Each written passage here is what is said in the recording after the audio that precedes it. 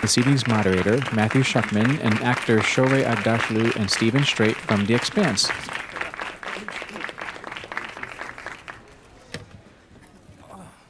Thank you both for being here with us tonight. Thanks for having us. Thank you. No, absolutely. So let's just get right to it. Let's start with the obvious. The Expanse is based on a book. Did you have any familiarity with it beforehand, or kind of how did you delve into it once you found out?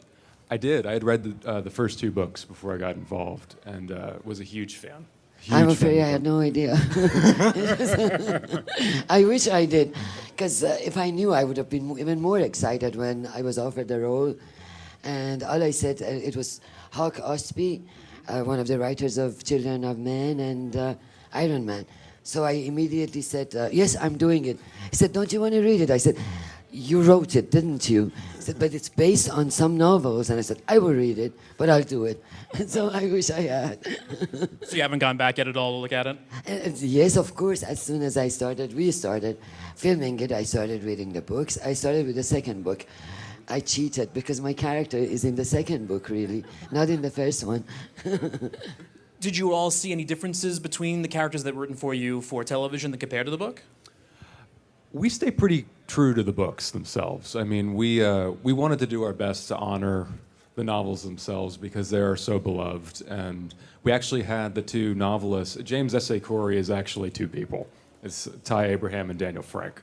And they were in our writer's room. So they actively wrote episodes. One of them was on set every day. We really wanted to stay true to the book. So the only exception is bringing, of course, Shohreh's character forward from the second book to kind of round out the kind of visual medium of it, bringing Earth more into the mix than the first book does. Yeah, we stayed pretty loyal to the book, yeah. So with them being there, I think people nowadays are getting used to the idea of showrunners. I think it's always been there, but it's now kind of open for people. If you have a question about your character, who's the kind of first person you go to? Is it the showrunner, director, writers? Well, it depends. I mean, this is the first time that I've actually ever worked on something that had source material. Usually, if it's an original script or whatever, depending, if it's television, you usually go to the creator. If it's film, you usually go to the director. You can sometimes go to the writer if they're different people. But for us, we had a slew of different people, authorities on the books and authorities about science. I mean, Narain Shankar is another producer on the show, was a physicist before he started producing. So any kind of scientific questions we'd always go to Narain. But just in terms of character background, that kind of stuff, I mean, who better to ask than the novelists? And they're right there. And talking about that in general then, knowing the story ahead of time and or not knowing the story ahead of time, you said you already had interest based on the writers themselves. Absolutely, yes. What did you find most fascinating, though, about the story? Is it the setting, or is it kind of the film noir-esque story itself? It's, apart from the setting, which is amazing, it's the story. Three stories are running parallel, simultaneously. And I love all of them, especially mine, because it's very Shakespearean. Although it's in the space, but it's very, especially my part, is very Shakespearean. And I just fell in love with the character and the story both. And for me, when I first read the novels, I was really struck, and also the script as well, I think the script actually does this incredibly well as well, is the balance between the three different tones of the stories. I mean, you have a very kind of classic detective noir thriller in Miller's story. You've got this kind of alien-esque fight for survival out in space and a political thriller back on Earth. And they all supplement each other to push the narrative forward in a very specific way. And the way that Mark and Hawk were able to balance that within the screenplays and the way Ty and Daniel did that within the books, I found incredibly compelling and very rare for the genre. You mentioned political thriller as well. We actually have a clip of Shohreh being at her most political, I think, if we just take a look real quick.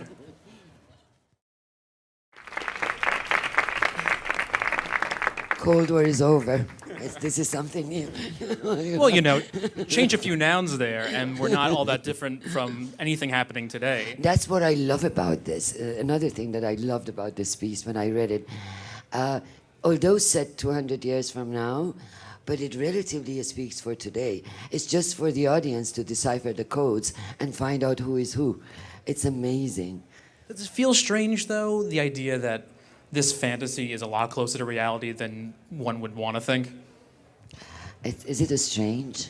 You know, I think it's a great function of the genre. I think science fiction, when it's done best, at least throughout the last 100 years or so, it's always thinly veiled symbolism of what's going on at the present time, right? So we have these, we've got the UN and we've got Mars and the belt, and you can apply that to any kind of historical moment in the last couple hundred years, whether you want to do it today or in the Cold War or colonial in England and America or whatever.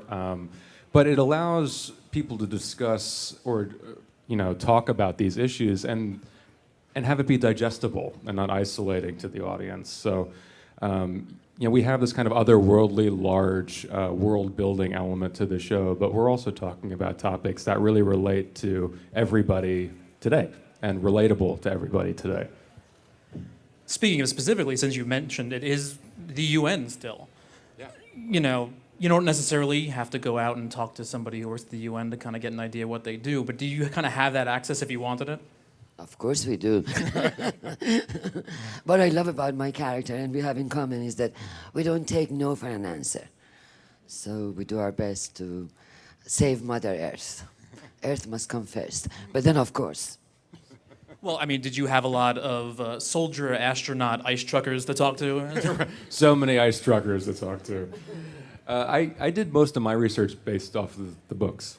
Frankly, I dug into the first two books and tried to ascertain what kind of drove Holden to be out in the belt in the first place. Because everybody you meet on the Canterbury in the first episode is out there for a reason. They're all running from something. But yeah, Holden was in the Navy. He was kicked out of the Navy for insubordinance and has a streak of not really wanting to adhere to anybody's authority. And that continues on through the story. That doesn't really change. Well, to get a good look of kind of what that's like, you and some of your crew, let's take a quick look.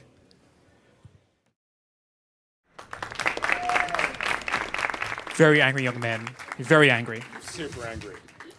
Now, at the very end there's a little can of some sort floating in the background there, which I'm sure was probably digitally enhanced there. But from what I understand, you dealing with anti-gravity is a lot of kind of wire work. It wasn't necessarily going in the vomit comet or anything like that. Yeah, most of everything you see in the show are practical sets. So what you just saw there is completely practical.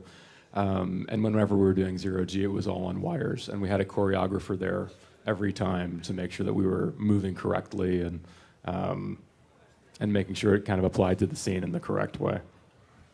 So far from what I've seen, I haven't seen you kind of get up into the anti-gravity space. Do you make it there eventually? No, I'm afraid not this year, maybe next year.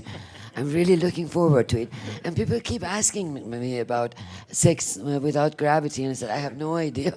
I haven't tried it. This guy has tried it. I don't know. How is having sex without gravity? Fantastic. Good. Then you got to try it. Now, how much time do you get to spend with, because there's such an expansive cast here, some people that have not met yet, not kind of been together in same scene, so what kind of atmosphere do you have? Do you spend a lot of time with just your crew members and or your committee members? Actually, we spend a lot of time together with his crew on Sundays. We just actors. We get together, we go over the lines, we talk about our characters and where we're going next, just like Flash Gordon. But I was a fan of Flash Gordon, so you can imagine. Yeah, we all really dug each other. I mean, I know it's cliche to say, but we actually really got totally lucky, and everybody gave everything they had and was committed 100% to the show. And we did actually every Sunday on our weekend get together, all of us actors, to discuss our choices for the week and kind of go through what we wanted to go through, and spent most of our free time together. It's great to live on location. We shot this in Toronto, and most of us are from the US. And almost 4.5 months, 5 months, we get to be together, talk to each other, have free time for each other. It's amazing when you work on location. That's why I love. There's also a lot of great character actors in here that are playing smaller roles. Shohreh, I have to ask what it's like to be married to Brian George. perfect. Love doing it. Such a gentleman and such an amazing actor. Yeah. No, he's somebody's everybody. If you don't know him by name, you'd see his face. You know exactly who he is. And Stephen, you also very quickly, Jonathan. Yeah, Jonathan Banks, the legend. He's such. It was incredible. It was actually the first scene I shot for the show was with John, and it was amazing. I mean, you know that. I'm not sure if you guys have seen the first episode yet, but he has a very kind of. He comes in with a climactic kind of scene for his character, and I just executed it with such incredible kind of vulnerability and grace, and I couldn't think of a better person to kind of deliver the reality of how claustrophobic and mind-bending living in space can be. And you mentioned seeing the first episode because the pilot's available for everybody. You know, you'll be able to watch it tonight as well, but pilot season was always a big thing, and with new media, it may have changed a little bit. Being able to kind of see their reaction ahead of time, does it kind of change how you feel about a project? What, in terms of like making a pilot? Yeah. We actually didn't make one. We were ordered to 10 episodes without a pilot from the beginning. It was straight to series, and you know, I think what it did, you know, did for me and for the couple other cast and crew that I've spoken to about it, it gives a sense of confidence just within the idea of the show and the people involved. And you know, we got there from day one and threw ourselves in with complete commitment because we were on the ride. I mean, it wasn't going to stop. We weren't going to stop and change things. Like it had to be done well from the beginning, and we had that. I mean, everybody from the production designers and crew to the actors, directors, writers, everybody gave everything they had and really wanted to see the potential for this hit. It was like a 10-hour movie, really. And it has the quality.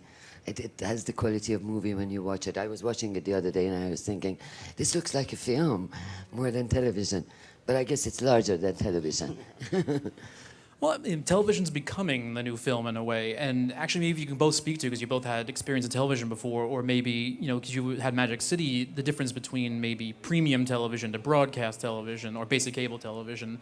Does it feel the same production-wise or anything along those lines? It did with this, yeah. I mean, I think at the end of the day, it's a really interesting time in television because we have hit this kind of golden age, and there's incredible content on multiple platforms that you can see in different kinds of ways. And you see these companies like Syfy really investing in premium content in a real way that, you know, to make a drama, you know, regardless of whether or not it's set 200 years in the future or within the past, and to get it financed and supported in that way is very difficult in film these days. Film has really changed quite a bit, and a lot of the quality writing and production has really gone to TV because, you know, you have these companies really supporting it like Syfy does, and you also have the luxury simply of time.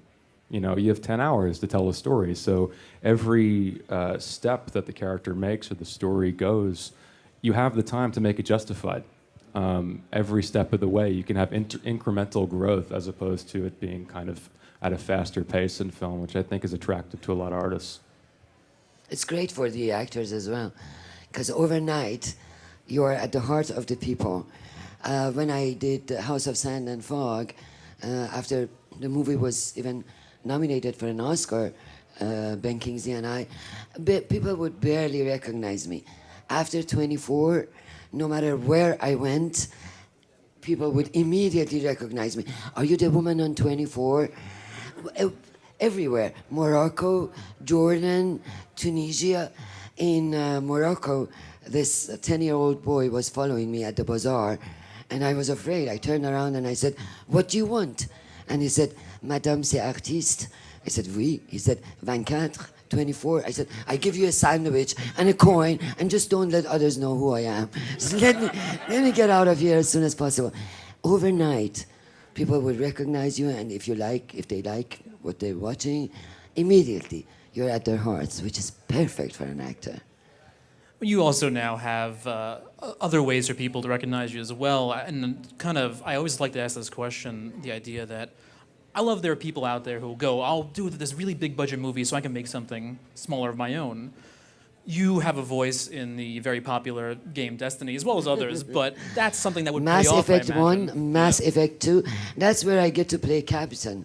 I wouldn't be able to play Captain in a movie, but in a game, video game, of course I can. And I love the fact that every time I visit friends, their kids come and say, Mommy, Mommy, your friend is in my game. It's like, are you really? I'm like, yes, of course I'm in Destiny. Which one is he playing with? Destiny. It's me. Who can have a thick voice like this? That's a fantastic voice, of course, though. That's Thank the you important so much. part. You're so kind. Thank you. Well, you guys, I'm sure, will get ready for like The Expanse, the video game. Somebody will put that out. Sure. That's what we're hoping. I'm hoping for Absolutely. that. And the dolls and the gadgets and everything else. We're going to start to turn over some audience questions in a second, but I have one more thing, and I'm starting to do this to you, Stephen, but Sky High is one of the most underrated films in a long time now. So when are you going to get the cast together to kickstart a sequel? I don't know. I'll have to get on that. I'm still very close with Mike Angarano, so I'll ask. I'll ask if he's on it. Mike, you heard it. He's right there. Let's make some phone calls going. That's right. It's coming. Let's see if anybody has some questions out there. Well, you guys have emphasized the fact that the show has a lot of relationship to now. One of the things, but 200 years in the future, there must be things that you guys had to figure out in your heads that would be what people 200 years in the future would also do. I mean, when you look at where we're at now, 200 years ago, we didn't quite talk the same way. We didn't move the same way. I don't think New York was quite like it is now. So what were the things that you thought about, besides the things that related to now, what were the things you thought about that would be different from now that you had to figure out how to incorporate into your characters? Yeah, I mean, I think what you're talking about, I think, is most emphasized in The Belt. When you get to Thomas Jane's world, you see that there's the way people are speaking is an amalgamation of different kinds of languages, and there's a lot of hand movements and different kinds of haircuts and tattoos and things. The tattoos became cultural after the early spacesuits were burning people's heads. So they cut their hair a specific way so that it wouldn't get involved with the technology, and when things got burned, they just tattoo over them. And the way that people were moving their hands while they talk and that kind of stuff was due to the fact that the comms were really shitty in the beginning, and they actually had to use hand movements to communicate with each other. Thinking about different things, especially out there, people are taller, they all have to take growth hormones and bone density treatments just to be out there.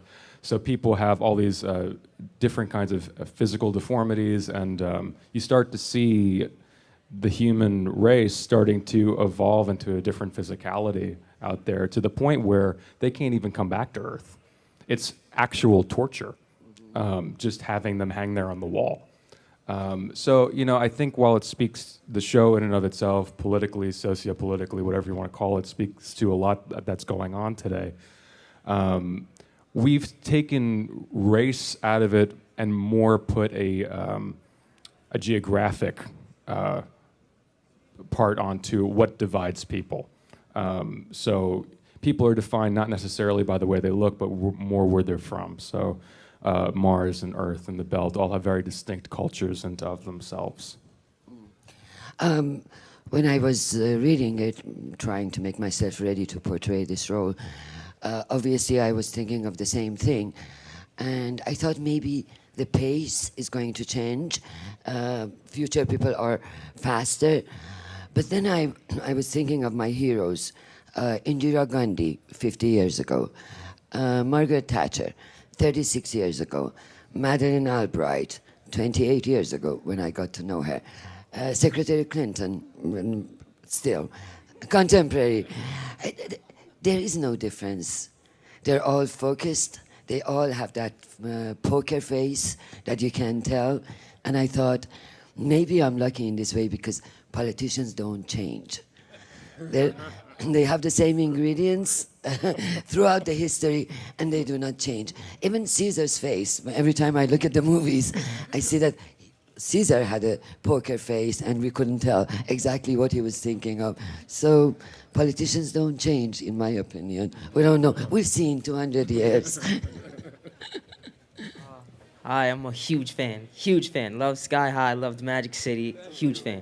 I'm actually wondering, I'm looking forward to getting into the series, but I know the fifth book was just released. I don't know if that's ending the whole storyline. If not, if you get up to that point and no new books are released, are the directors gonna take their own direction on where they feel the story should go, or? Sure, it's a great question. Well, I think there are 9 books planned, so there's no shortage of new material coming out. And I don't want to say how far we get in the first season in terms of the books, where we end in the first season and whatnot, but we have no shortage of material to pull from, that's for sure. And we have the authors there with us, so we're kind of growing with them as we go. Thanks, man. On top of that, since there are shows like The Walking Dead that, have evolved what the original source material was and kind of changed what it could be, do you feel that you have some sort of, I don't want to say power, but some sort of influence on what possibly could come in the future because the writers are there with you? I think that there's no way of it not, at least, I know Ty, for example, who's on set almost every day. I think it would be difficult for him not to see our faces, when he's writing the books in the future. But the truth is that we have so far to go until we get to even the end of the 5th book, which is already finished, that he's so far ahead of the game. I'm not sure what we're doing now necessarily affects what Hill and Daniel will be writing in the future for those books. I don't know. The resources are enormous. 5 novels, each is like 600-700 pages. So I guess we still have to wait for them. We have a long way to go until we get there. Exactly. Hi.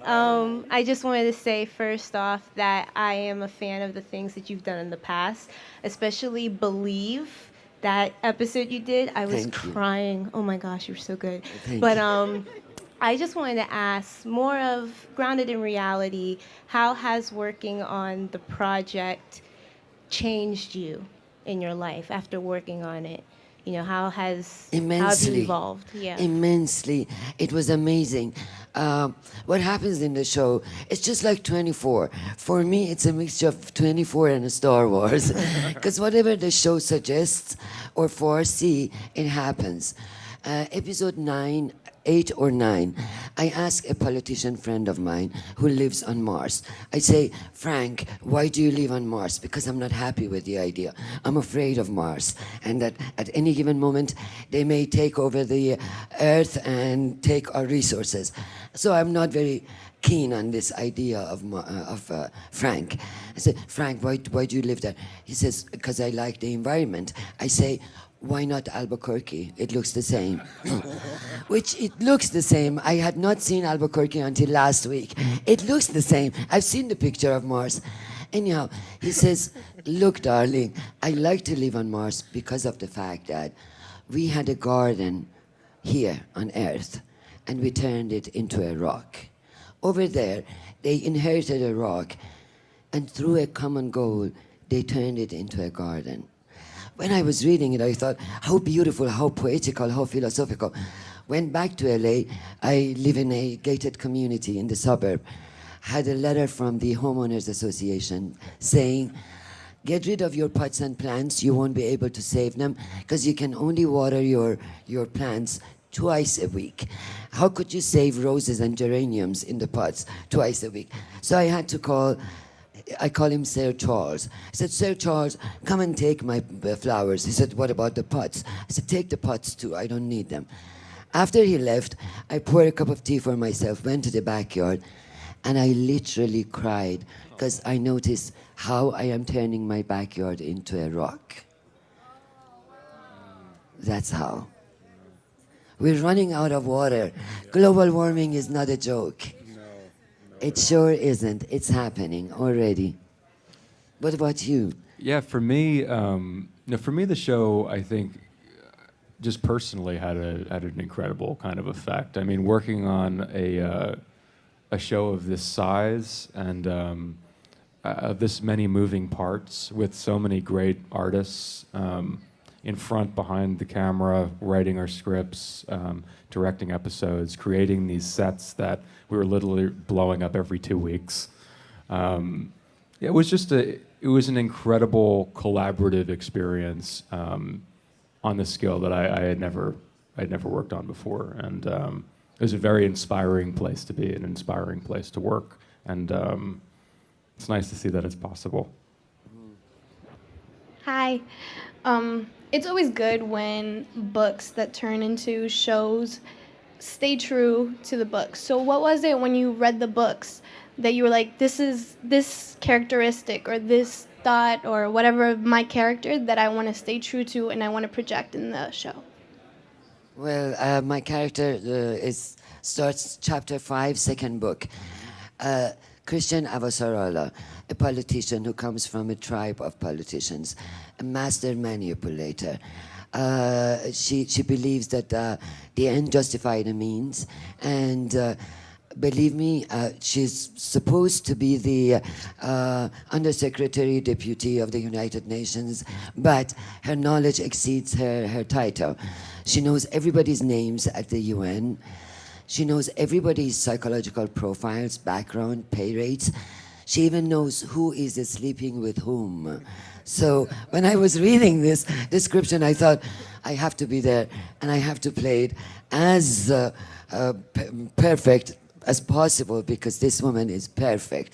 She speaks 10 languages. She has it all at her disposal, and all she needs to do is to take action. So that's why every time I'm about to start a scene, I tell myself, action, and then it happens. I wanted to make sure that Holden's journey from self-absorbed, cynical, slackerish guy that you meet in the beginning, his transformation into this kind of inadvertent revolutionary, I wanted to make sure that arc hit hard. I mean, that's the thing that struck me when I first read the books, was just how unprepared this guy was for the circumstance he finds himself in, and the kind of growth that he has to make to just survive and to keep the last remaining folks in his crew alive, and to tell that story as honestly as possible, because he's a very gray character. He's not black and white by any means, and he makes a lot of mistakes along the way, and he kind of fumbles his way into greatness. And I wanted to make sure that kind of rang true. Hi guys, I want to thank you. The show looks amazing, and it kind of gives me hope that someday I'll get shows based off of Destiny, the video game, or Dead Space, because it has all these elements that I'm geeking over. But that's neither here or now. You did mention that the show has so many elements to it, detective noir or just political issues, and with that otherworldliness. Which one of some of those issues do you think is going to have a lot more, I guess, gravity within show that's going to pull viewers and it's going to have a bigger weight? Or if anything, or just all three? Sure. Yeah, I think all three of them are very important to the structure of the story. So you'll get more of each, and all of them affect each other. So like the resource problem on Earth, for example, when you see the first episode, and I love this also about the Terry McDonough, who we have to mention is an incredible director of 1 and 2, and also 9 and 10. Made very subtle choices, when she's flying into the UN, and you see very subtly, there's no close-up on it, but there's just seawalls around Manhattan. There's seawalls around the Statue of Liberty. It kind of looks like she's, in a kiddie pool. The environmental problems here directly affect what's going on in the belt, for example. Like, I'm on an ice hauler, which is kind of the modern-day equivalent of an oil tanker, but I'm hauling water. That's what I'm doing. It's become the most valuable resource in the whole solar system. So all of these tensions and different issues, we're at the point of conflict and rebellion in the belt because the UN and Mars control their resources, and they're at the mercy of them. So all of this stuff ties in together, which is, I think, why I found the kind of the harmony between the different story structures so impressive in the books, and I think our creators for this show really managed to do the same in the show. And so to your point and to your question, they all remain incredibly important because they all directly affect each other. Thank you, Shohreh. Thank you, Stephen, for being here. Thank you, Thank everybody you, else for Matthew. coming. Another producer on the show was a physicist before he started producing. So any kind of scientific questions we'd always go to Narayan. But just in terms of character background, that kind of stuff, I mean, who better to ask than the novelists? And they're right there. And talking about that in general, then, knowing the story ahead of time and or not knowing the story ahead of time, you said you already had interest based on the writers themselves. Absolutely. Yes. What did you find most fascinating, though, about the story? Is it the setting, or is it kind of the film noir-esque story itself? It's apart from the setting, which is amazing. It's The CD's moderator, Matthew Schuchman, and actor Shohreh Aghdashloo and Stephen Strait from The Expanse.